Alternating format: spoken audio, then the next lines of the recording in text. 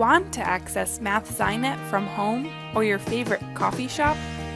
You can do it by enabling remote access. First, visit the MathSciNet homepage while logged in to your campus network. Click on the Remote Access logo in the upper right corner of the page. Note that for remote access to work, you will need to be connected to the internet, and your device must have local storage and cookies and JavaScript enabled. Click Yes, Continue, and then click Accept. You now have 90 days of remote access on your device. All of your institution's subscriptions to AMS electronic products, including MathSciNet, ebooks, and journals, are now accessible anywhere you go.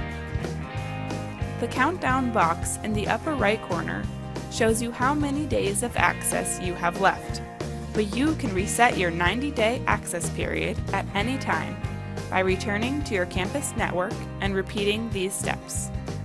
You can use the same process to enable remote access on any of your devices, phone, tablet, or laptop.